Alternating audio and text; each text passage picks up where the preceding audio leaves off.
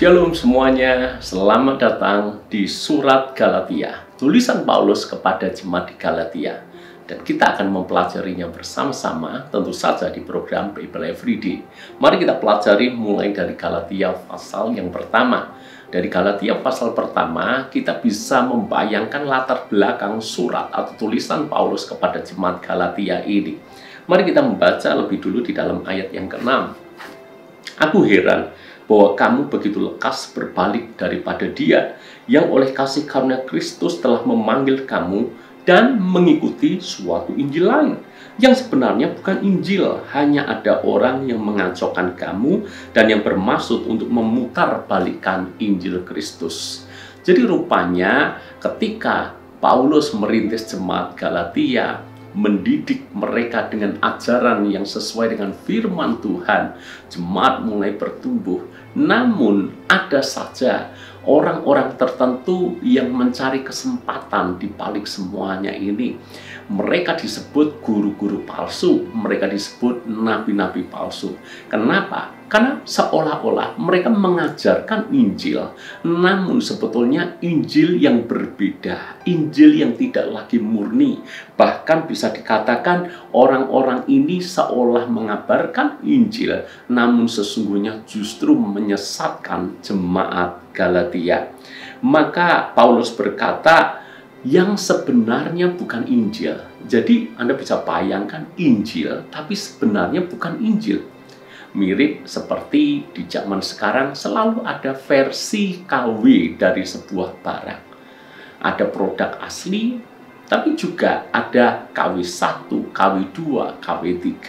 Semakin tinggi angka KW-nya, maka semakin jauh perbedaannya. Misalnya sepatu merek Adidas, ini yang ori, yang asli dibandingkan dengan KW3. Orang pada umumnya juga lihat perbedaannya sangat jelas. Bahannya berbeda, jahitannya berbeda. Yang satu halus, rapi, yang satu kasar, belepotan di sana-sini.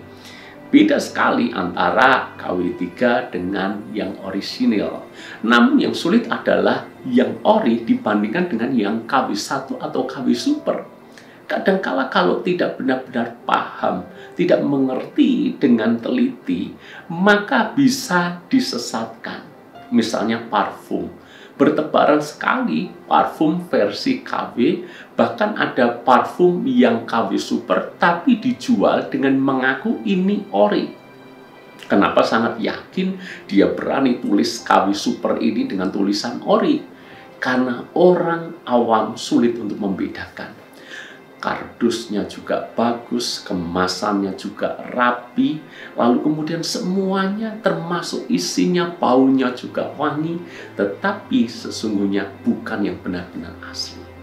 Anda bisa bayangkan gambaran itu dalam konteks bagaimana jemaat di Galatia harus diingatkan Paulus. Ingat, ada Injil yang mirip Injil tapi bukan Injil.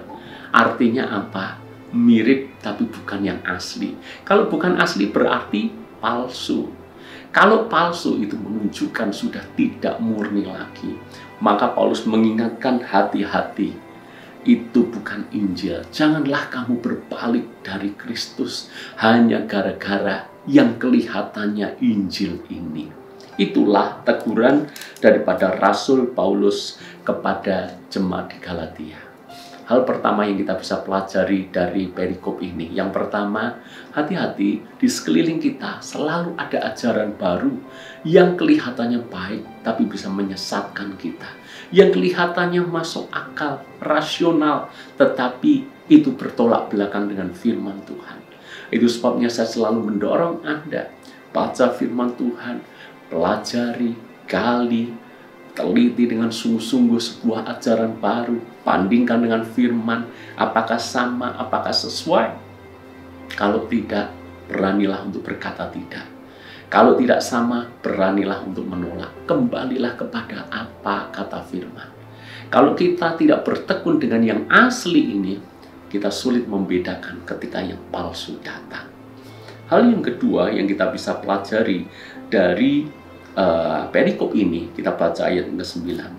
Seperti yang telah kami katakan dahulu, sekarang kukatakan sekali lagi, jikalau ada orang yang memberitakan kepadamu suatu Injil yang berbeda dengan apa yang telah kamu terima, terkutuklah dia. Hal yang kedua, Paulus mengingatkan dengan tegas untuk siapa saja yang mengabarkan Injil namun bukan Injil yang murni, bukan Injil yang asli, mengabarkan Injil palsu, menyesatkan jemaat. Paulus berkata, terkutuklah dia. Orang-orang seperti ini akan mempertanggungjawabkan ajarannya, mempertanggungjawabkan kesesatannya, dan mempertanggungjawabkan ketidakmurnian hatinya. Sebab semuanya penyesatan itu selalu ujung-ujungnya adalah berusaha mengambil sesuatu untuk kepentingannya sendiri. Orang berusaha memanipulasi jemaat, tujuannya selalu ada, tidak pernah murni.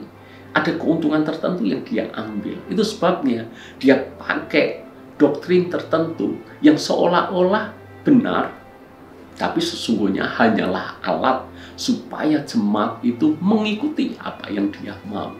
Maka Rasul Paulus berkata, siapapun yang memberitakan Injil palsu, mengajarkan Injil yang sudah diselewengkan itu, terkutuklah dia. Harus bertanggung jawab di hadapan Tuhan.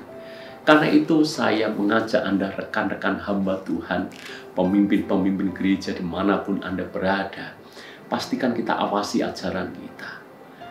Izinkan kita semuanya punya pemahaman yang benar sesuai dengan firman. Kalau bukan dari firman, hati-hati. Jangan-jangan itu bisa menyesatkan jemaat.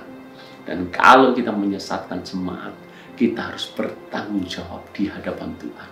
Hukumannya mengerikan. Hal yang ketiga atau yang terakhir, ayat 10. Jadi bagaimana sekarang? Adakah aku cari kesukaan manusia atau kesukaan Allah? Adakah aku coba berkenan kepada manusia? Sekiranya aku masih mau mencoba berkenan kepada manusia, maka aku bukanlah hamba Kristus. Paulus mengingatkan, pemimpin rohani yang benar tidak mencari kesukaan dari manusia. Pemimpin rohani yang benar hanya mencari kesukaan Tuhan. Itulah hamba Kristus. Janganlah kita menjadi hamba Tuhan namun berusaha menyenangkan manusia. Kalau kita berusaha menyenangkan manusia, saya bisa pastikan ajarannya tidak lagi murni.